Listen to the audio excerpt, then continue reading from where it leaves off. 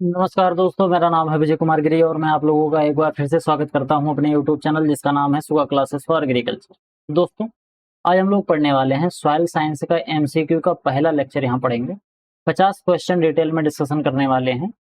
आप लोगों को मैं गारंटी देता हूँ कि आने वाले 60 दिन के अंदर आपका एजीटीए का एग्जाम होने वाला है। तो आने वाले 60 दिन तक मैं विधिवत तरीके से आपका पूरा एग्रीकल्चर एमसीक्यू के माध्यम से प्रॉपर तरीके से इसको मैं रिवाइज कराने का आप लोगों का प्रयास करूंगा। सबसे पहले आज हम यहाँ पर शुरू कर रहे हैं सॉइल साइंस। सॉइल साइंस जैसे ही खत्म होगा उसके बाद फिर हम ये स्टार्ट करेंगे एग्रोनॉमी, फिर उसके बाद फिर हम स्टार्ट करेंगे एंटोमोलॉजी, पैथोलॉजी, और इस तरीके से हम टोटल 60 दिन के अंदर जितना कुछ भी इंपॉर्टेंट चीजें हैं वो सब हम यहाँ पर एमसीक्यू के माध्यम से प्रॉपर तरीके से रिवाइज कर लेंगे। मैं आप लोगों को पढ़ाना शुरू करूं उससे पहले बता देता हूं कि मैंने आप लोगों के लिए एक बहुत ही अच्छा कोर्स लॉन्च कर रखा है। कोर्स का नाम है अल्टीमेट एग्रीकल्चर कोर्स। इस कोर्स के बारे में अगर हम बात करें तो इस कोर्स के अंदर बेटा आपको यहाँ पर दिए गए जो सभी सब्जेक्ट्स हैं, ये सभी सब्जेक्ट वही सब्जेक्ट हैं जो आप बीएससी एग्रीकल्चर करते समय पढ़ते हो। और इस कोर्स के अंदर आपको ये सभी सब्जेक्ट बिल्कुल बेसिक से एडवांस लेवल तक विधिवत तरीके से पढ़ाए जाएंगे। और साथ में बेटा यहाँ पर आप लोगों को जो कुछ भी पढ़ाया जाएगा उसका आपको पीडीएफ नोट्स भी दिया जाएगा। और अगर आप इसको परचेज करना चाहते हो तो इस क्यूआर कोड को स्कैन करके मात्र 1000 रुपये का पेमेंट करके आप इसको खरीद सकते हो। बाकी कोर्स से रिलेटेड जानकारी के लिए मेरा व्हाट्सएप नंबर है 9792771793। मेरे इस व्हाट्सएप नंबर से आप संपर्क करके कोर्स से रिलेटेड जो भी आपको जानकारी प्राप्त करनी है वो सभी जानकारी आप यहाँ से प्राप्त कर सकते हो। चलिए आगे बढ़ते हैं, देखते हैं सबसे पहला क्वेश्चन क्या कह रहा है। बेटा सबसे पहला क्वेश्चन यहाँ पर कह रहा है कि what is the process of moving out of sesquioxide from the soil profile known as. कह रहा है कि मृदा प्रोफाइल से सेस्किव ऑक्साइड के बाहर निकलने की प्रक्रिया को क्या कहा जाता है। तो याद रखना कि जो सेस्किव ऑक्साइड होता है अगर ये सॉइल प्रोफाइल से बाहर चला जाता है तो इसके सॉइल प्रोफाइल से बाहर जाने की प्रक्रिया को हम क्या बोलते हैं। सॉइल प्रोफाइल से बाहर जाने की प्रक्रिया को हम बोलते हैं पॉडजोलाइजेशन कहते हैं इसको। क्या कहते हैं इसको? पॉडजोलाइजेशन इसको बोला जाता है। इसके अलावा बेटा यहाँ पर लिखा है पेडोटर्बेशन। ये जो पेडोटर्बेशन होता है इसका क्या मतलब होता है? ये होता है जो हमारी मिट्टी होती है ना, अगर उस मिट्टी का फिजिकल या फिर बायोलॉजिकल किसी भी तरीके से अगर मिक्सिंग हो रही है, मिट्टी के जो कण है वो आपस में मिक्स हो रहे हैं, चाहे फिजिकल तरीके से मिक्स हो रहे हैं या फिर बायोलॉजिकल तरीके से मिक्स हो रहे हैं, तो उसको हम क्या बोलते हैं? उसको हम पेडोटर्ब्यूशन बोलते हैं। समझ गए? इसके अलावा बेटा एक इल्यूविएशन होता है, एक एलुविएशन होता है। तो एलुविएशन जो यहाँ पर लिखा गया है, एलुविएशन का सीधा सीधा मतलब होता है कि जो मिट्टी की सबसे ऊपर वाली सॉइल होती है, ए वाली होराइजन, यहाँ से वॉशिंग आउट होता है। तो वॉश आउट वाला जो होराइजन होता है, वॉशिंग आउट वाली प्रक्रिया को हम क्या बोलते हैं? एलुविएशन बोलते हैं। और वॉशिंग इन वाली प्रक्रिया को क्या कहते हैं? एलुविएशन बोलते हैं। वहां पर आई है और यहाँ पर ई है। समझ गए यहाँ तक बात? इसके अलावा बेटा यहाँ पर लिखा है ह्यूमिफिकेशन। ह्यूमिफिकेशन को समझना, जैसे कोई ऑर्गेनिक मैटर है, अगर ये ऑर्गेनिक मैटर डिकम्पोज होता है तो ऑर्गेनिक मैटर डिकम्पोज होके क्या बनाता है? ऑर्गेनिक मैटर डिकम्पोज होता है तो डिकम्पोज होके वो ह्यूमस बनाता है। तो यही ऑर्गेनिक मैटर का ह्यूमस बनने की प्रक्रिया को हम क्या कहते हैं? इसके ऑर्गेनिक मैटर के ह्यूमस बनने की प्रक्रिया को हम ह्यूमिफिकेशन बोलते हैं। समझ गए यहाँ तक? अगला क्वेश्चन देख लेते हैं। अगला क्वेश्चन क्या कह रहा है?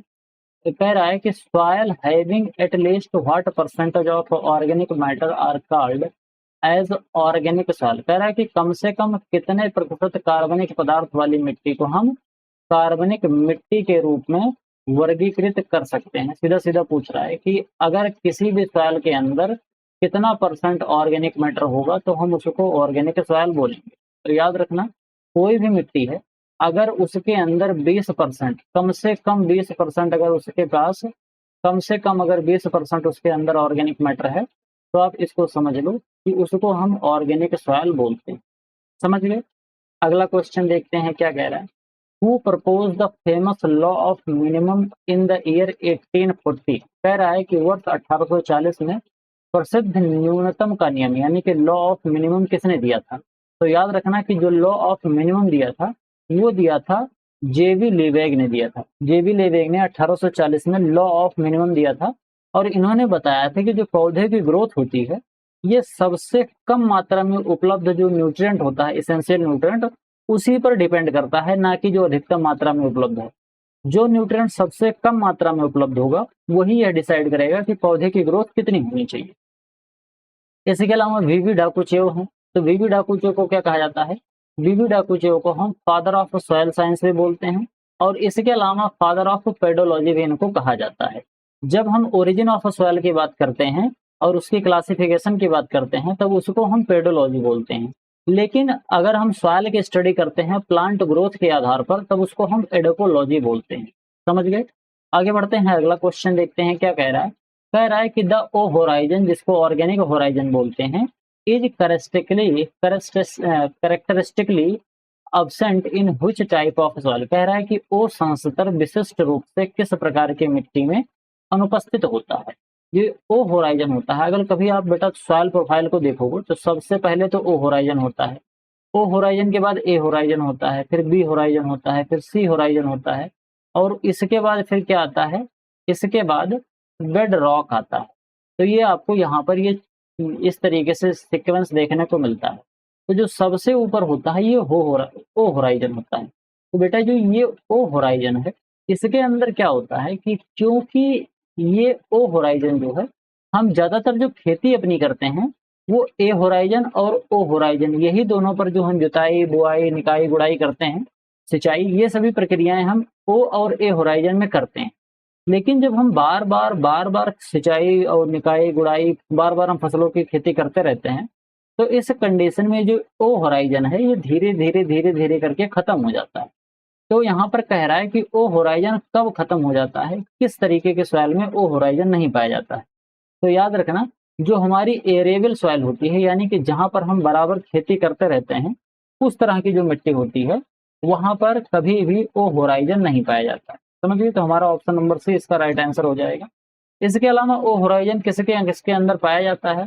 तो ओ होराइजन जो होता है बेटा, ये दोनों के दोनों जो मिट्टी होती है, चाहे फॉरेस्ट वाली सॉइल हो या फिर और वर्जिन सॉइल होती है, ये जो दोनों वर्जिन सॉइल है जिस पे अभी तक कभी खेती नहीं करी गई है, या फिर कोई जंगली जो मिट्टी होती है वहां पर ओ होराइजन पाया जाता है। क्यों? क्योंकि बार बार वहां पर जो घास फूस उग रहे हैं वो बार बार डिकम्पोज होते हैं, और वही जो डिकम्पोज और सेमी डिकम्पोज ऑर्गेनिक मैटर जो मिट्टी के ऊपर सतह पर पड़े रहते हैं, जो पौधों की पत्तियां और बाकी जो सड़े गले चीज पड़े रहती हैं, ऑर्गेनिक जो वेस्ट पौधे से निकलते हैं वो ऊपर मिट्टी के सबसे ऊपरी सतह पर पड़े रहते हैं, उसी को ओ होराइजन कहते हैं। तो ये ओ होराइजन जो होता है ये फॉरेस्ट लैंड और इसके अलावा जो वर्जिन सॉइल होती है यहाँ पर पाया जाता है, बाकी एरेबल सॉइल में ओ होराइजन एब्सेंट रहता है। अगला क्वेश्चन क्या है? अगला क्वेश्चन बेटा बोल रहा है कि kaolinite is a clay mineral characterised by which type of crystalline structure. कह रहा है कि काओलिनाइट किस प्रकार के क्रिस्टलीय संरचना वाली क्ले होती है। तो याद रखना कि जो काओलिनाइट होता है ये 1:1 नॉन एक्सपेंडिंग टाइप का क्ले मिनरल होता है। समझ गए? अगला क्वेश्चन देखते हैं। अगला क्वेश्चन क्या कह रहा है? कह रहा है कि which clay mineral is predominantly found in black cotton soil and exhibits high sinking and swelling properties।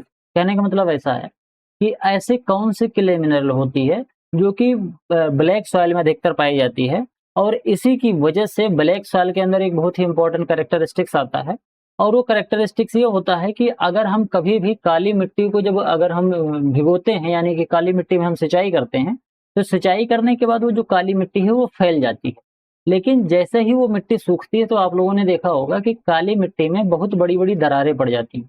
तो ये किसकी वजह से पड़ती हैं? क्योंकि जो ब्लैक सॉइल होती है, ब्लैक सॉइल के अंदर एक बहुत महत्वपूर्ण क्ले मिनरल पाया जाता है और उस क्ले मिनरल का नाम है मोंट मोरिलोनाइट। क्या होता है? मोंट मोरिलोनाइट होता है। और ये जो मोंट मोरिलोनाइट होता है ये 2:1 एक्सपेंडिंग टाइप का होता है। कैसा होता है ये?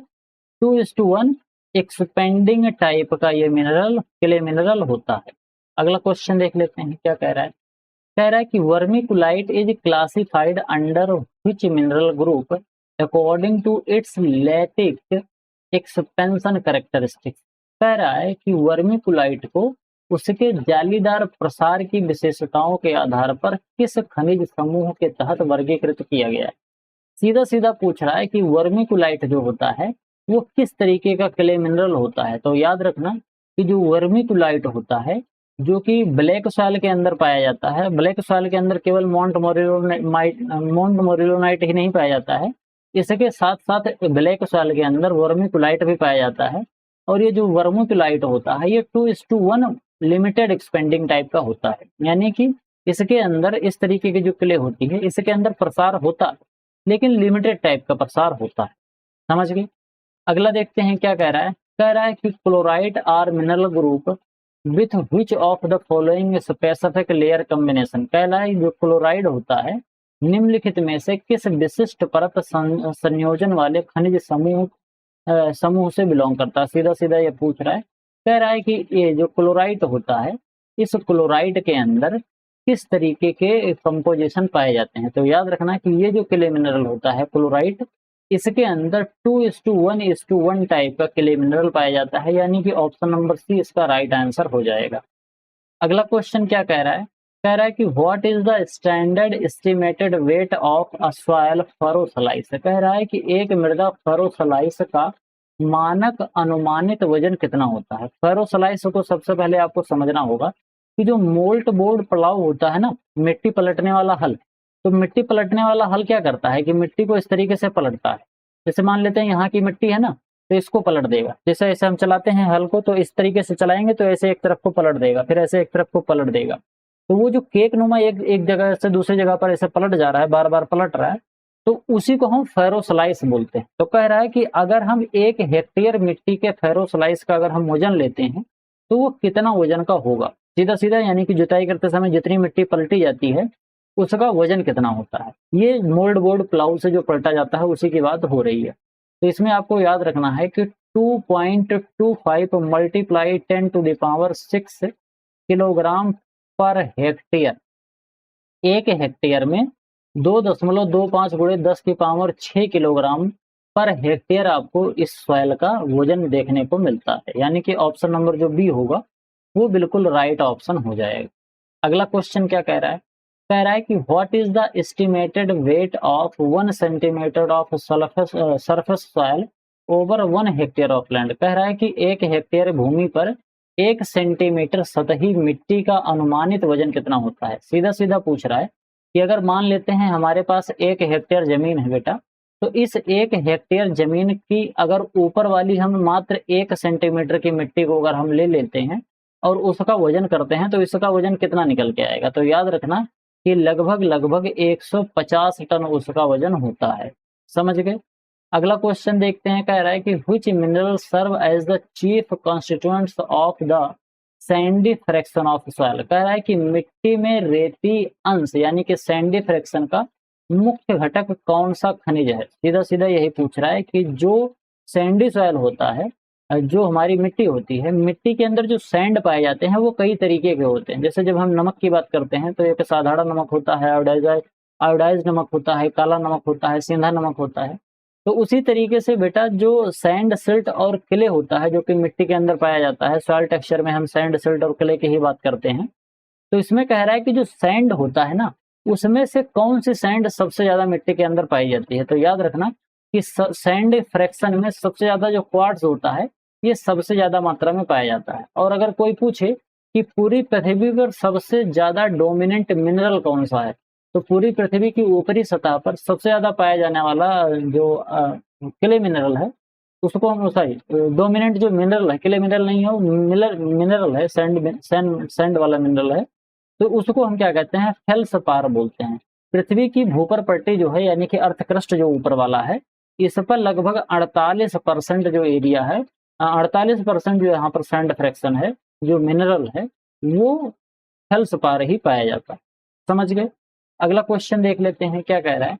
Which of the following pulse crop is unique because it does not fix atmospheric nitrogen। कह रहा है कि निम्नलिखित में से कौन सी दलहनी फसल अद्वितीय है क्योंकि यह वायुमंडलीय नाइट्रोजन का स्थिरीकरण नहीं करती है। सीधा सीधा पूछ रहा है कि इनमें से ऐसी कौन सी दलहनी फसल है जो कि नाइट्रोजन फिक्सेशन नहीं करती है। तो ये तो बच्चा बच्चा जानता होगा कि जो राजमा होता है, राजमा जो होता है इसकी जड़ों में रूट नोड्यूल नहीं पाए जाते हैं, और रूट नोड्यूल ना पाए जाने की वजह से यानी कि राइजोबियम भी नहीं पाया जा रहा है, तो ये स्थिरीकरण का काम नहीं करता है। इसीलिए जो राजमा होता है इसमें अन्य दलहनी फसलों की अपेक्षा नाइट्रोजन हमको ज़्यादा देना पड़ता है और बाद में इसमें टॉप ड्रेसिंग भी हमको नाइट्रोजन की करनी पड़ती है।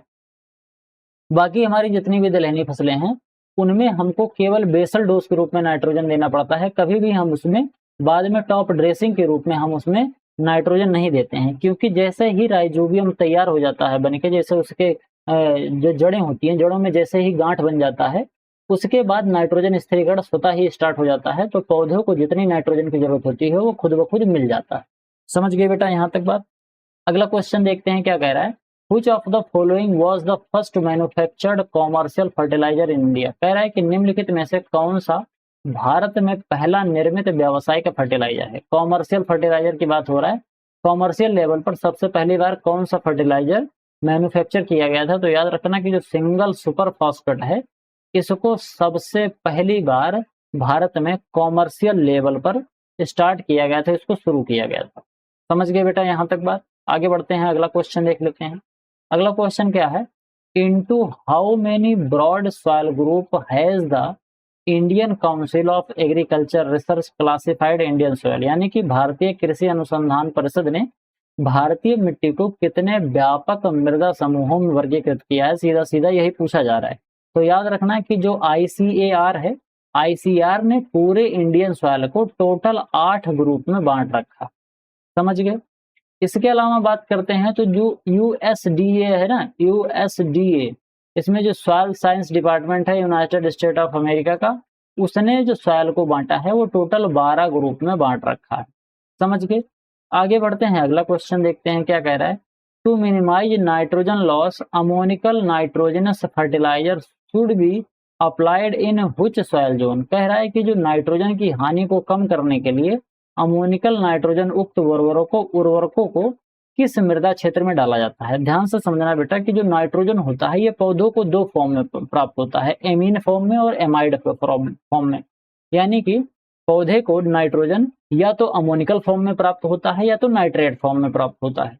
तो कह रहा है कि अगर अमोनिकल फॉर्म में हमको नाइट्रोजन देना है, तो अमोनिकल फॉर्म में नाइट्रोजन देने के लिए हमको नाइट्रोजन को कहाँ देना चाहिए? तो नाइट्रोजन को जब हम बेटा देते हैं तो दो जगह देते हैं, चाहे हमारा अमोनिकल फर्टिलाइजर हो और चाहे फिर हमारा क्या कहते हैं नाइट्रेट फर्टिलाइजर हो। ये दोनों तरीके के जो फर्टिलाइजर होते हैं उनको दोनों को अलग अलग जगह पर दिया जाता है। मिट्टी में दो जोन होते हैं, एक ऑक्सीडाइज जोन होता है और एक रिड्यूस्ड जोन होता है। तो जो अमोनिकल फर्टिलाइजर्स होते हैं, इन अमोनिकल फर्टिलाइजर्स को हम कहाँ देते हैं? इन अमोनिकल फर्टिलाइजर्स को हम हमेशा रिड्यूस्ड जोन में देते हैं। बाकी अगर नाइट्रेट फर्टिलाइजर होता है तो उसको हम ऑक्सीडाइज जोन में देते हैं। मिट्टी के जो ऊपर होता है, ये ऊपर वाला जहाँ पर ऑक्सीजन की मात्रा थोड़ी सी ज़्यादा रहती है तो ऑक्सीजन और यहाँ पर ऑक्सीडेशन होता रहता है, तो ये ऑक्सीडाइज जोन होता है ऊपर वाला। और नीचे मिट्टी के जहाँ पर ऑक्सीजन की मात्रा कम होती है जल भराव की स्थिति में, ये होता है रिड्यूस्ड जोन। समझ गए? तो जब हम रिड्यूस्ड जोन में अमोनिकल फर्टिलाइजर देते हैं तो अमोनिया का डिनाइट्रिफिकेशन नहीं होता है और इससे क्या होता है कि नाइट्रोजन का लॉस नहीं होता है। समझ गए? अगला क्वेश्चन क्या है? In which zone of the soil profile should nitrate based fertiliser be applied to ensure maximum efficiency. कह रहा है कि अधिकतम दक्षता सुनिश्चित करने के लिए मृदा प्रोफाइल के किस क्षेत्र में नाइट्रोजन आधारित उर्वरकों को डाला जाना चाहिए? बिल्कुल सीधा सीधा पूछ रहा है कि अगर हमको कोई एक ऐसा फर्टिलाइजर डालना है जो कि नाइट्रोजन को नाइट्रेट फॉर्म में पौधों को प्राप्त कराता है। अधिकतर जो हम नाइट्रोजन देते हैं वो नाइट्रेट फॉर्म में ही दिया जाता है, अधिकतर पौधे नाइट्रेट फॉर्म में ही एब्जॉर्ब करते हैं। कुछ गिने चुने पौधे हैं जैसे धान है, आलू है, गन्ना है, इस तरीके के जो पौधे होते हैं वो अमोनिकल फॉर्म में नाइट्रोजन को एब्जॉर्ब करते हैं। अदरवाइज जितने हैं सबके सब नाइट्रेट फॉर्म में ही एब्जॉर्ब करते हैं। तो नाइट्रेट फॉर्म में अगर हमको देना है तो अभी मैंने थोड़ी देर पहले ही बताया था कि इस कंडीशन में जो ऑक्सीडाइज जोन होता है यहाँ पर हम फर्टिलाइजर को देते हैं। अगला क्या है? Pascal is the standard international unit of which physical parameter in soil science. कह रहा है कि पास्कल मृदा विज्ञान में किस भौतिक पैरामीटर की मानक अंतरराष्ट्रीय इकाई है? सीधा सीधा पूछ रहा है कि पास्कल किसको मेजर करता है? तो पास्कल मेजर करता है बेटा प्रेशर को। किसको मेजर करता है? प्रेशर को मेजर करता है। इसके अलावा जो डेंसिटी होता है, ये डेंसिटी किसको मेजर करता है? डेंसिटी मेजर किया जाता है मिट्टी की डेंसिटी मेजर किया जाता है। किसमें मेजर किया जाता है? किलोग्राम पर क्यूबिक सेंटीमीटर, सॉरी ग्राम पर क्यूबिक सेंटीमीटर या फिर किलोग्राम पर मीटर क्यूब। क्या होता है? एक घन मीटर में कितना किलोग्राम मिट्टी आ रही है? या फिर 1 घन सेंटीमीटर में कितने ग्राम मिट्टी आ रही है, इस तरीके से जो हम मेजर करते हैं तो उसको डेंसिटी बोलते हैं। समझ गए? आगे बात करते हैं, अगला क्वेश्चन क्या कह रहा है? कह रहा है कि what is the smallest 3 dimensional volume of soil that can be solved by, मतलब ऐसा त्रिविमीय या त्रिआयामी मिट्टी का सबसे छोटा भाग जिसको हम वास्तव में मिट्टी कह सकते हैं। अब इसको समझना, इसमें क्या पेंच है बेटा, जैसे जैसे हम मिट्टी को छोटा करते जाएंगे ना, मिट्टी के पार्टिकल को जैसे जैसे छोटा करते जाएंगे तो बहुत छोटा करने के बाद हम उसमें मिट्टी नहीं देख पाते हैं। हम उसमें किले देखेंगे, सैंड देखेंगे, सिल्ट देखेंगे, ऑर्गेनिक मैटर देखेंगे, इसके अलावा उसमें कुछ रंध्र होते हैं वो देखेंगे, कोलाइड देखेंगे, ह्यूमस देखेंगे, ये तमाम चीजें, लिग्निन देखेंगे, ये तमाम चीजें हमको वहां पर देखने को मिलती है, लेकिन मिट्टी नहीं मिलती है। तो कह रहा है कि मिट्टी का त्रिविमीय यानी कि जिसके 3 डायमेंशन होते हों, जो वास्तव में एग्जिस्ट करता हो, जिसको हम वास्तव में मिट्टी कह सकते हैं, वो क्या होता है? तो याद रखना कि जो पेडॉन होता है, पेडॉन मिट्टी का 3 डायमेंशन वॉल्यूम होता है जिसको हम कभी भी मिट्टी कह सकते हैं। यह सबसे छोटा होता है। अगर इससे छोटे पर हम गए तो फिर हमको नहीं मिलेगा, कुछ नहीं मिलेगा। फिर हमको उसके बाद फिर क्या होता है, मिट्टी के क्लासिफिकेशन में पेडॉन से छोटा कुछ नहीं होता है। अगला क्वेश्चन देखते हैं क्या कह रहा है। कह रहा है कि what happens to the bulk density of soil upon the addition of organic matter. कह रहा है कि जैविक पदार्थ मिलाने पर मिट्टी के स्थूल घनत्व यानी कि बल्क डेंसिटी पर क्या प्रभाव पड़ता है। तो बल्क डेंसिटी को आपको समझना होगा कि बल्क डेंसिटी क्या होती है। जैसे जो हमारे पास मिट्टी है ना, अगर इस मिट्टी को हमने क्या कर लिया, अगर इस मिट्टी को हमने जुताई किया और मिट्टी के अंदर जो रंध्र उपलब्ध हैं, अगर मिट्टी और रंध्र इन दोनों को एक साथ हम देखते हैं तो उसको क्या कहा जाता है बेटा, उसको हम बोलते हैं बल्क डेंसिटी। और एक होता है पार्टिकल डेंसिटी, जिसमें केवल शुद्ध जो मिट्टी होती है उसमें से जितने भी रंध्र हैं, जितने भी वाटर के मॉलिक्यूल हैं, सब निकालते हैं तो वो पार्टिकल डेंसिटी निकल के आता है। तो कह रहा है कि जो बल्क डेंसिटी है, अगर इसके अंदर हम ऑर्गेनिक मैटर मिलाएंगे तो क्या ये बल्क डेंसिटी बढ़ेगी या घटेगी। तो याद रखना कि ऑर्गेनिक मैटर जो होता है वो मिट्टी से हल्का होता है। अब जब हम किसी भारी चीज में हल्की चीज मिला देते हैं तो मामला कुछ हल्का हल्का सा हो जाता है, यानी कि डिक्रीज हो जाएगा। समझ गए? अगला क्वेश्चन देखते हैं। कह रहा है कि red soil derive there characteristics red colour primarily from the presence of which of the following compound. कह रहा है कि लाल मिट्टी अपना विशिष्ट लाल रंग मुख्य रूप से निम्नलिखित में से किस यौगिक की उपस्थिति से प्राप्त करती है। बहुत आसान सा क्वेश्चन है। कह रहा है कि जो मिट्टी का लाल रंग होता है, रेड सॉइल जो लाल कलर लेती है, वो किसकी वजह से होता है। तो याद रखना कि जो मिट्टी होती है, लाल मिट्टी के अंदर आयरन ऑक्साइड बहुत ज्यादा मात्रा में होता है। इसके अंदर आयरन होता है और जब आयरन का ऑक्सीडेशन होने लगता है, यानी कि आयरन के अंदर जंग लगने लगता है, तो आप लोगों ने देखा होगा जब आयरन में जंग लगता है तो वो हल्के से भूरे और लाल से कलर का हो जाता है, और वही जब मिट्टी में मिलता है तो मिट्टी के कलर को क्या कर देता है, लाल कर देता है। तो याद रखना कि आयरन ऑक्साइड जो होता है इसके अंदर पाया जाता है। अगला क्वेश्चन देखते हैं क्या कह रहा है। कह रहा है कि what is the chemical formula of baking soda. कह रहा है कि बेकिंग सोडा का रासायनिक सूत्र क्या है। आपको याद रखना है कि जो बेकिंग सोडा होता है इसका रासायनिक सूत्र होता है NaHCO3। इसको कैसे लिखते हैं, इसको लिखते हैं NaHCO3। कुछ इस तरीके से इसको लिखा जाता है। इसको कहते क्या है, इसको हम सोडियम बाइकार्बोनेट के नाम से जानते हैं। What is the chemical formula of caustic soda. ये जो कास्टिक सोडा होता है जिसको हम कपड़े धोने का सोडा बोलते हैं, और ये जो बेकिंग सोडा होता है इसको खाने वाला सोडा बोलते हैं। तो बेटा यहाँ पर जो कास्टिक सोडा होता है इसका केमिकल नेम पूछा गया है, तो याद रखना कि इसका जो केमिकल नेम होता है ये क्या होता है, ये होता है सोडियम हाइड्रोक्साइड। समझ गए? अगला क्वेश्चन देखते हैं क्या कह रहा है। Which country was the first to introduce the concept and practice of zero tillage in India।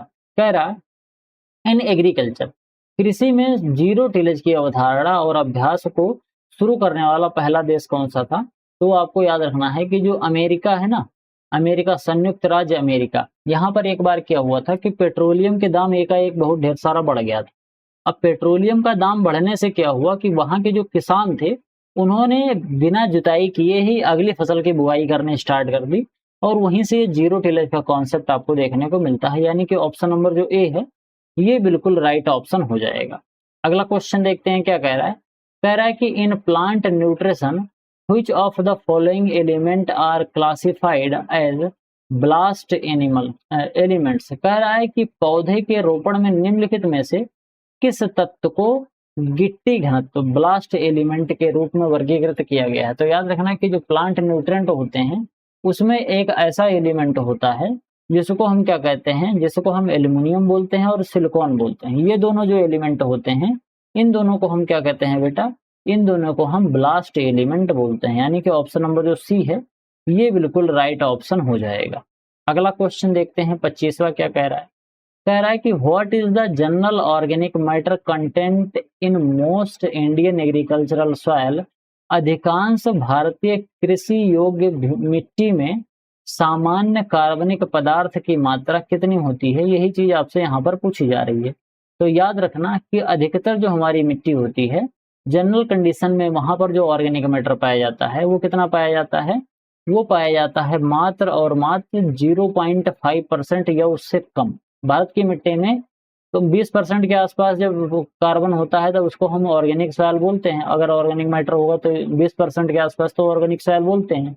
लेकिन भारत में जो नॉर्मली पाया जाता है बहुत कम ऑर्गेनिक मैटर पाया जाता है और 0.5% होता है। और 0.5% ऑर्गेनिक मैटर पाए जाने का मतलब कि हमको जितना चाहिए उसमें बहुत ज्यादा कमी है। समझ गए बेटा यहाँ तक बात। अगला क्वेश्चन क्या कह रहा है। अगला क्वेश्चन कह रहा है कि which specific gene is biochemically responsible for nitrogen fixation in diazotrophic micro organism. कह रहा है कि जो डाइएजोट्रॉपिक ऑर्गेनिज्म होते हैं, बोले तो यहाँ पर सीधे सीधे बात हो रही है राइजोबियम की, कि ये जो राइजोबियम वाला माइक्रो ऑर्गेनिज्म है, आखिर इस माइक्रो ऑर्गेनिज्म के अंदर ऐसे कौन से जीन पाए जाते हैं जिनकी वजह से वो नाइट्रोजन फिक्सेशन का काम करता है। यही क्वेश्चन यहाँ पर पूछा जा रहा है। तो इसके ऑप्शन क्या क्या है। एक तो दिया गया है नोड जीन, फिक्स जीन, इसके अलावा क्राई जीन दिया गया है और फिर दिया गया है निफ जीन। तो आप लोगों को पता है और मैंने कई बार बताया भी है कि जो निफ जीन होता है ये वही जीन होता है जो कि राइजोबियम के अंदर पाया जाता है और नाइट्रोजन फिक्सेशन का यही कारण बनता है।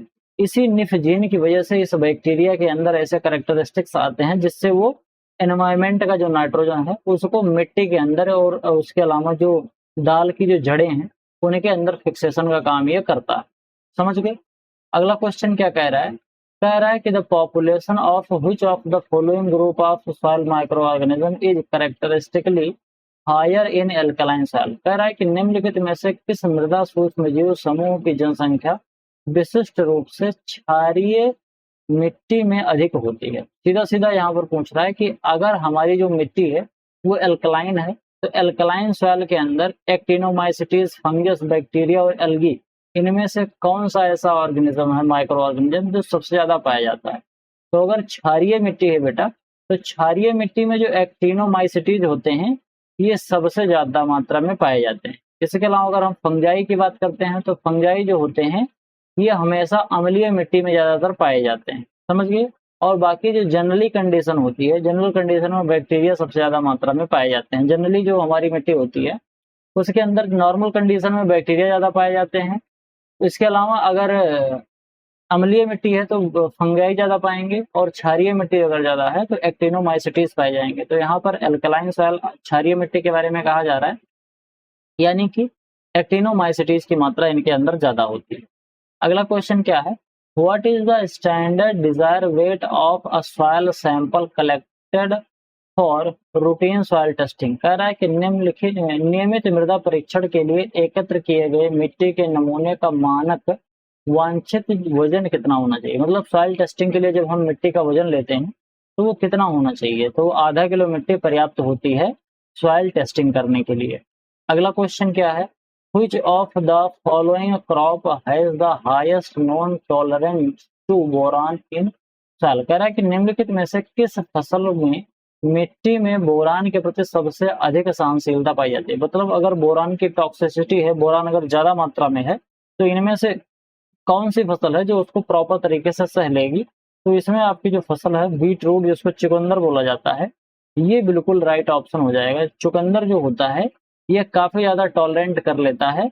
अगर बोरान की मात्रा ज्यादा होती है तो उसको टॉलरेट कर लेता है। वहीं अगर हम बात करें कैबेज की, तो ये क्वेश्चन एग्जाम में आया हुआ भी है कि कैबेज जो होता है, अगर बोरान की मात्रा 0.33 ppm से ज़्यादा चली जाए तो फिर यह सह नहीं पाएगा। 0.33 ppm से कम होना चाहिए बोरान की मात्रा। अगर इससे ज़्यादा मात्रा गई तो कैबेज सस्टेन नहीं कर पाता है। मतलब बोरान की टॉक्सिसिटी के प्रति जो सेंसिटिव होता है वो कैबेज होता है। लेकिन यहाँ पर टॉलरेंस पूछा जा रहा है, तो टॉलरेंस आपको याद रखना है कि शुगर बीट इसके प्रति टॉलरेंस इसके अंदर पाई जाती है। Which of the following replacement the completely insoluble fraction of soil organic matter. कह रहा है कि निम्नलिखित में से कौन सा मृदा कार्बनिक पदार्थ के पूर्णतः अघुलनशील अंश का प्रतिनिधित्व करता है। मतलब ऐसा इनमें से कौन सा चीज है जो कि बिल्कुल इनसॉल्युबल होता है। ऑर्गेनिक मैटर का कौन सा भाग होता है जो कि बिल्कुल इनसॉल्युबल होता है। तो याद रखना, जो ह्यूमिन होता है ना, ह्यूमिन, ये बिल्कुल इनसॉल्युबल होता है। कैसे होता है? पहले ऑर्गेनिक मैटर होगा, ऑर्गेनिक मैटर जब डिकम्पोज होगा तो ये बनाता है ह्यूमस, और जब ये ह्यूमस होता है, इसी ह्यूमस से फिर आगे चलकर ये ह्यूमिन बनता है, ह्यूमिक एसिड बनता है। तो ये जो चीजें होती हैं, ये जो इसमें ह्यूमिन होता है, ये किसी भी तरीके से इनसॉल्युबल होता है। ये सॉइल ऑर्गेनिक मैटर का वह भाग होता है जो इनसॉल्युबल होता है। ना तो ये वाटर में सॉल्युबल होगा, ना फैट में सॉल्युबल होगा, ना बेस में सॉल्युबल होगा, ना एसिड में सॉल्युबल होगा। वहीं अगर हम ह्यूमिक एसिड की बात करते हैं तो ह्यूमिक एसिड जो होता है ये बेस में भी सॉल्युबल हो जाता है, और इसके अलावा अगर ये एसिड कंडीशन है तो वहां पर भी ये सॉल्युबल हो जाता है। फॉल्विक एसिड जो फुल्विक एसिड होता है, ये भी बिल्कुल उसी तरीके से होता है। एसिडिक और बेसिक दोनों कंडीशन में ही प्रॉपर तरीके से सॉल्युबल होता है। लेकिन जो ह्यूमिन होता है ये किसी भी तरीके से सॉल्युबल नहीं होता है, ना तो एसिड में सॉल्युबल होगा, ना तो बेसिडिक में सॉल्युबल होगा। अगला क्या है? 1 part per million is mathematically equivalent to which of the following percentage. कह रहा है कि एक 1 ppm जो होता है ना, अगर इस 1 ppm को हम परसेंटेज में लिखें तो वो कितना होगा? तो 1 ppm का कितना मतलब होता है? 0.0001, यानी कि 3 बार 0 लगा के 1 लिखोगे तो इतना होता है किसका? 1 ppm का परसेंटेज। समझ गए? आगे बात करते हैं, अगला क्वेश्चन क्या है? Which of the following physical properties of soil is an inherent characteristics and cannot be changed by agronomic practices। कह रहा है कि मिट्टी का निम्नलिखित में से कौन सा भौतिक गुण एक अंतर्निहित विशेषता है जिसे कृषि पद्धतियों द्वारा बदला नहीं जा सकता है। तो इसको याद रखना है कि जो सॉइल का स्ट्रक्चर होता है उसको तो हम चेंज कर सकते हैं, लेकिन जो सॉइल का टेक्सचर होता है, यानी कि जो रेशियो होता है मिट्टी के अंदर, रेशियो ऑफ सैंड, सिल्ट और क्ले, सैंड, सिल्ट और क्ले का जो रेशियो होता है उसी को हम सॉइल टेक्सचर बोलते हैं, और इसको चेंज नहीं किया जाता। बाकी ये जो सॉइल स्ट्रक्चर है इसको कैसे चेंज किया जाता है? इसको टिलेज के माध्यम से हम चेंज कर सकते हैं। समझ गए? अगला क्वेश्चन क्या है? Chisel plough are specifically design to break hard pan present at which depth in the soil profile. कह रहा है जो सीजल प्लाऊ होता है विशेष रूप से मृदा प्रोफाइल में किस गहराई पर मौजूद कठोर परत को तोड़ने के लिए इस्तेमाल किया जाता है। मतलब सीजल प्लाऊ जो होता है ये मिट्टी के नीचे कितनी गहराई तक जुताई कर सकता है। तो जो सीजल प्लाऊ होता है ये 60 से 70 सेंटीमीटर तक गहराई में जाके जुताई कर सकता है। बाकी जो स्टैंडर्ड जो हमारा टिलेज होता है, स्टैंडर्ड टिलेज केवल 10 से 20 सेंटीमीटर की गहराई पर हम लोग करते हैं। और अगर हमको सब सॉइलिंग करनी होती है बेटा, तो सब सॉइलिंग में हम 90 से 120 या 100 से 120 सेंटीमीटर तक हम नीचे चले जाते हैं। जब हमको क्या करना होता है? सब सॉइलिंग करना होता है। जो सब सॉइल के लिए सीजल प्लाऊ आता है वो 100 से 120 सेंटीमीटर तक की गहराई तक जाके जुताई करता है। अगला है capillary water lying between field capacity and which point is defined as available water for plants. सीधा सीधा पूछ रहा है कि अवेलेबल वाटर जो होता है वो कहाँ से कहाँ तक होता है। एक तो उसने बता दिया फील्ड कैपेसिटी, दूसरा कौन सा पॉइंट है? तो याद रखना कि एक तो फील्ड कैपेसिटी होता है और एक होता है बिल्टिंग कोफिशिएंट, यानी कि 1/3 ATM से लेकर और 15 ATM के एटमॉस्फेरिक प्रेशर के साथ जो पानी मिट्टी में उपस्थित रहता है उसको हम अवेलेबल वाटर बोलते हैं। समझ गए? इसके अलावा परमानेंट बिल्टिंग पॉइंट जो होता है, परमानेंट बिल्टिंग पॉइंट आपको याद रखना है बेटा कि जो परमानेंट बिल्टिंग पॉइंट होता है वो होता है 31 एटीएम। कितना होता है? 31 एटीएम। आगे बढ़ते हैं, अगला क्वेश्चन देख लेते हैं। अगला क्वेश्चन क्या है?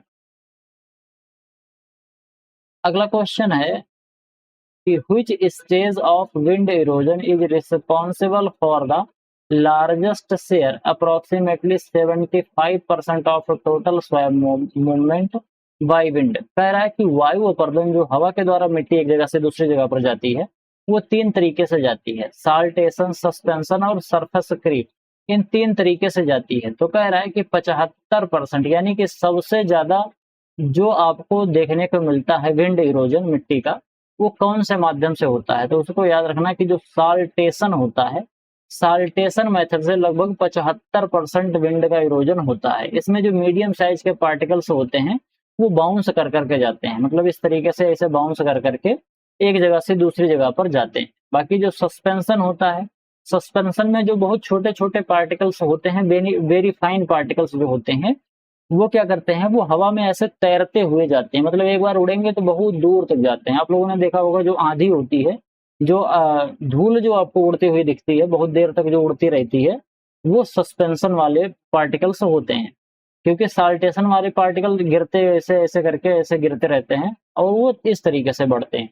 और कुछ सरफेस क्रीप होते हैं। सरफेस क्रीप कैसे होते हैं? अगर ये बड़े बड़े पार्टिकल्स हैं, मिट्टी के पार्टिकल्स हैं, अगर ये बड़े बड़े हैं तो ये बहुत तेजी से उड़ के नहीं जा पाते। तो वो क्या करते हैं, मिट्टी के ऊपरी सतह पर ऐसे रेंगते हुए जाते हैं, तो उसको सरफेस क्रीप बोलते हैं।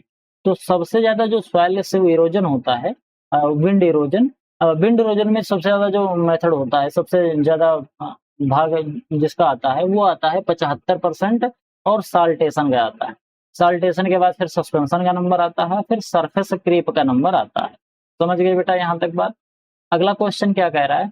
What is the rotational supply of water in a canal irrigated known area as in India?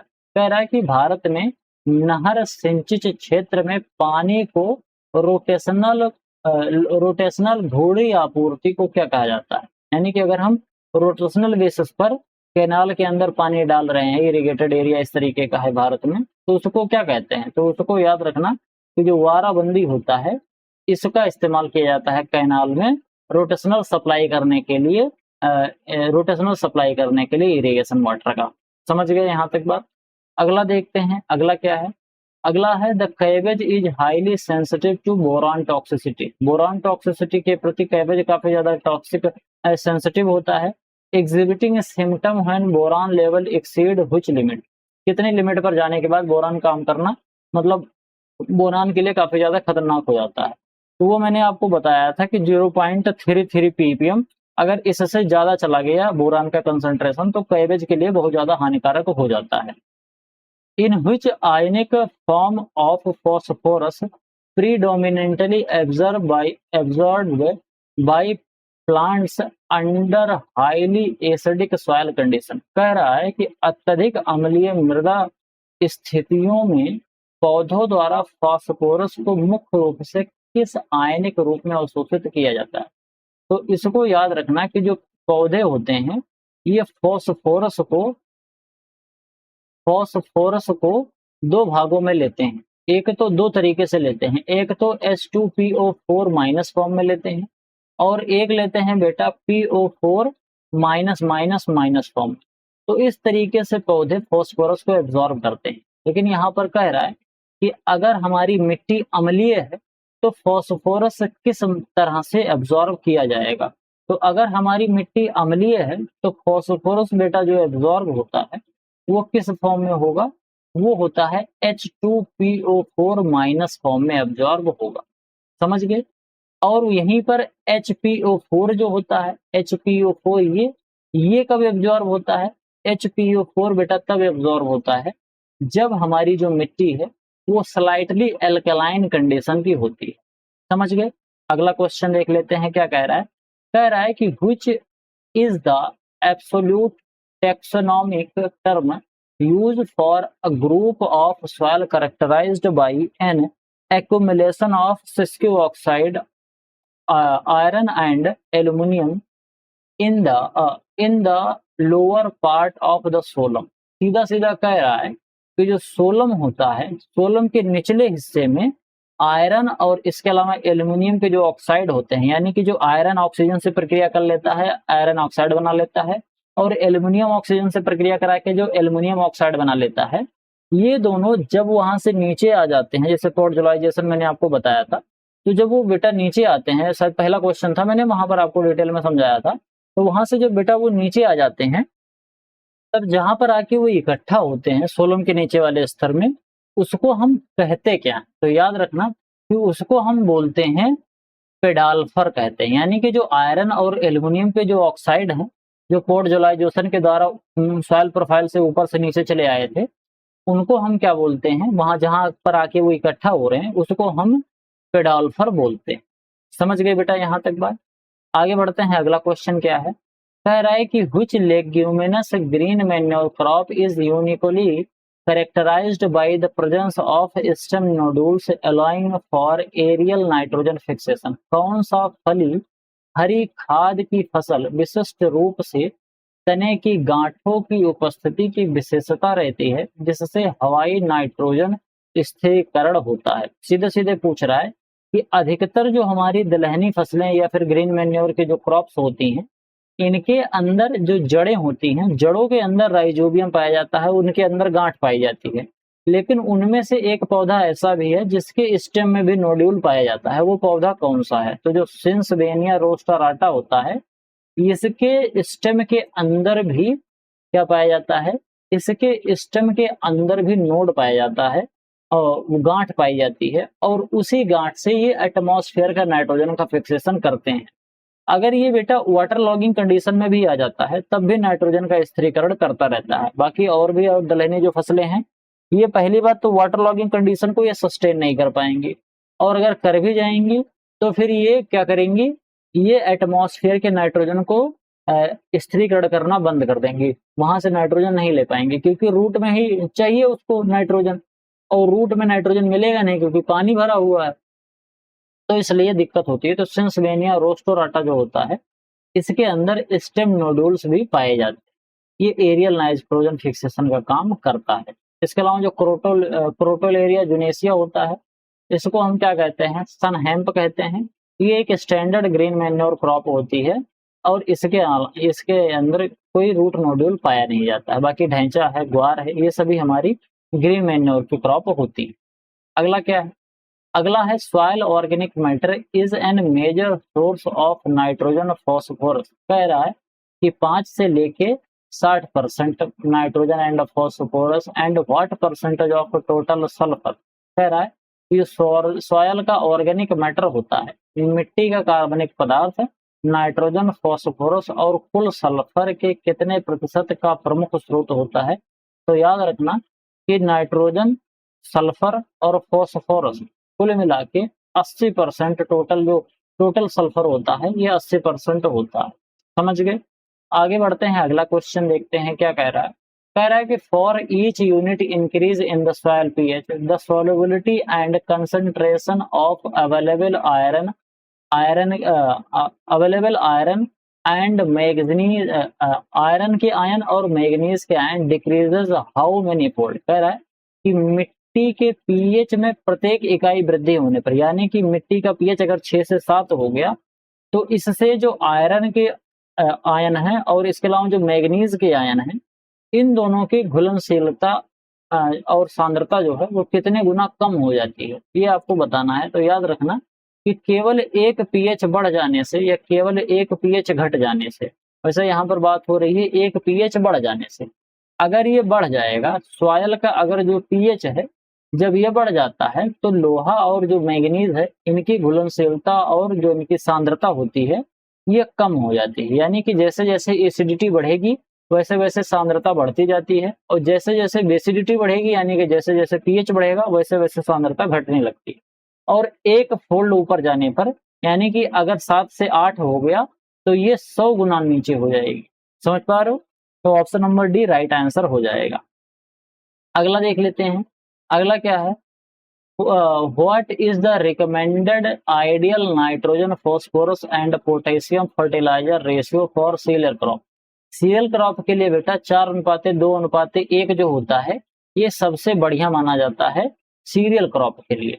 बाकी 1:2:1 जो होता है ये किसके लिए होता है? ये होता है पल्सेस के लिए।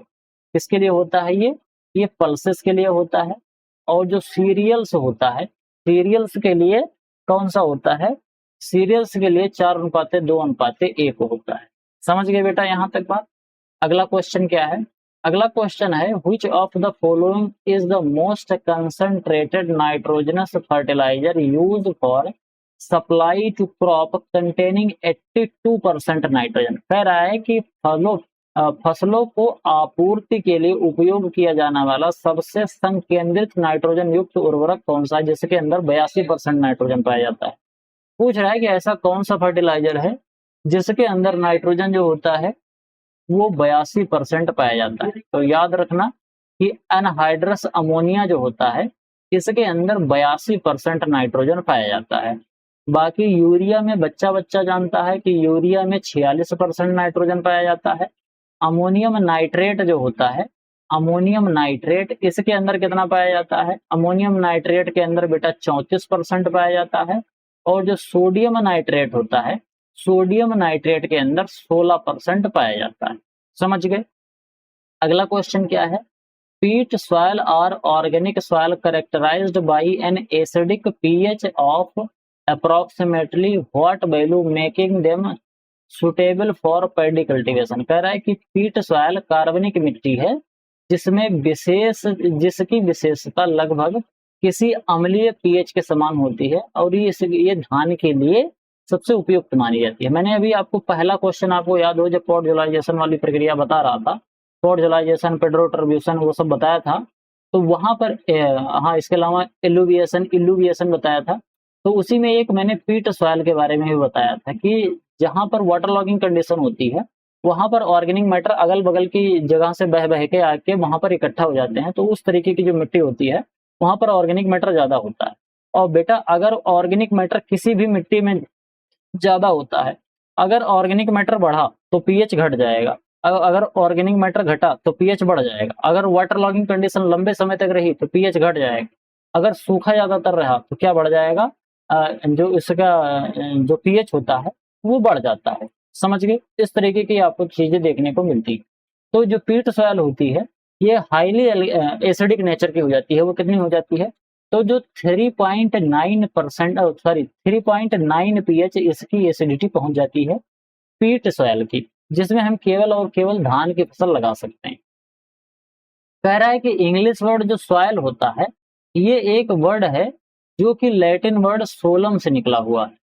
तो यहाँ पर मैंने इसको बता ही दिया कि कुछ करना ही नहीं है, तो सोलम इसका राइट आंसर हो जाएगा। जो इंग्लिश में वर्ड है सॉयल जिसका मतलब फ्लोर होता है, ये लैटिन वर्ड जिसको सोलम कहते हैं, सोलम से निकला हुआ ये वर्ड होता है। समझ गए बेटा यहाँ तक बात? अगला क्वेश्चन देख लेते हैं क्या कह रहा है। कह रहा है कि who is recognised globally as the father of pedology. Father of pedology किसे कहा जाता है? तो वीवी ढाकुचेव को फादर ऑफ पेडोलॉजी बोला जाता है। समझिए? बाकी अलेक्जेंडर फ्लेमिंग ने क्या किया था?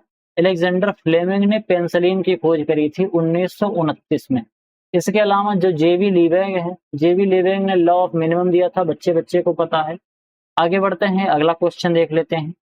कह रहा है कि which of the following metamorphic rock is derived from granite as its parent rock. कह रहा है कि निम्नलिखित में से कौन सा रूपांतरित चट्टान ग्रेनाइट के मूल चट्टान के रूप से प्राप्त होती है। तो इसको याद रखना बेटा कि जो मेटामॉर्फिक रॉक होती है वो derived from granite as its parents, यानी कि मेटामॉर्फिक रॉक जो होती है वो ग्रेनाइट से बनती है। तो ग्रेनाइट से बनती है तो सीधे सीधे आप समझ लेना कि ग्रेनाइट जो बनती है वो किससे बनती है? नीस से बनती है। नीस जो होता है वो नीस जो होता है बेटा वो एक तरीके का क्या होता है? मेटामॉर्फिक रॉक होती है और ये डिराइव्ड होती है किससे? ग्रेनाइट से, जो कि एक एग्नियस रॉक्स होती है। समझ गए? तो यानी कि पहले एक समय पर जो एग्नियस रॉक्स थी जिसको हम ग्रेनाइट बोलते हैं, और वही ग्रेनाइट आगे चलकर क्या बन जाती है? पेरेंट बन जाती है नीस की। समझ गए? आगे बढ़ते हैं, अगला देखते हैं। अगला क्या है? अगला है under natural weathering process approximately how many year are required for the formation of 1 inch of soil. कह रहा है कि प्राकृतिक अपक्षय प्रक्रियाओं के तहत 1 इंच मिट्टी के निर्माण के लिए लगभग कितने वर्षों का समय लगता है। जब नेचुरली जो मिट्टी बनी हुई है उसको बनने में बहुत टाइम लगता है, काफी लंबी प्रक्रिया है। तो कह रहा है कि 1 इंच मोटी मिट्टी बनने के लिए 1 इंच पूरे खेत में 1 इंच मिट्टी है, उतनी मिट्टी बनने के लिए कितना टाइम लगता है। तो याद रखना कि वो 1 इंची मिट्टी बनने के लिए लगभग 800 से 1000 वर्ष का टाइम लग जाता है। अगला क्वेश्चन क्या है? In the volumetric composition of A typical productive soil what is the standard percentage of water space. कह रहा है कि एक विशिष्ट उत्पादक मिट्टी के आयतन संरचना में जल स्थान का मानक प्रतिशत क्या होता है। यहाँ पर पूछ रहा है कि स्टैंडर्ड परसेंटेज वाटर स्पेस का कितना होता है। तो याद रखना कि वाटर स्पेस का जो स्टैंडर्ड परसेंटेज होता है वो 25% होता है। 25% क्या होना चाहिए? 25% पानी होना चाहिए, 25% हवा होनी चाहिए, 5% क्या होना चाहिए? 5% कम से कम ऑर्गेनिक मैटर होना चाहिए और 45% क्या होना चाहिए? 45% इसके अंदर मिनरल फ्रैक्शन होना चाहिए। समझ गए? एक मिट्टी के अंदर ये सभी चीजें पाई जाती है। मतलब 50% इसके अंदर क्या होता है? 50% दोनों को मिलाकर ठोस ठोस चीजें होती हैं और 50% इसके अंदर हवा और पानी मिला के होता है, जो कि मिट्टी का जो पोर होता है ना, पोर, इसी पोर के अंदर पाया जाता है। तो हमारे 50 क्वेश्चन खत्म हुए। आई होप आपको वीडियो पसंद आया होगा। वीडियो पसंद आया हो बेटा तो वीडियो को एक बार लाइक जरूर करना। इसके अलावा आपके कोई सुझाव हैं तो कमेंट बॉक्स में जरूर लिख देना। अगर आपको मेरा अल्टीमेट एग्रीकल्चर का कोर्स परचेज करना है तो मेरा व्हाट्सएप नंबर है 9792771793। उस नंबर पर आप संपर्क करके कोर्स से रिलेटेड जो भी जानकारी आपको प्राप्त करनी है वो सभी जानकारी आप वहां से प्राप्त कर सकते हो और अपनी पढ़ाई को बिल्कुल बेसिक से एडवांस लेवल तक लेकर जा सकते हो। इसके अलावा अगर आपको प्रॉपर जानकारी चाहिए कि अल्टीमेट एग्रीकल्चर कोर्स में क्या क्या है तो आपको वीडियो का जो डिस्क्रिप्शन है वहां पर एक वीडियो दी गई है, उस वीडियो को आप प्रॉपर तरीके से देख के अपनी जानकारी प्राप्त कर सकते हो। मिलते हैं किसी दूसरी वीडियो में, तब तक के लिए इजाजत दीजिए। धन्यवाद।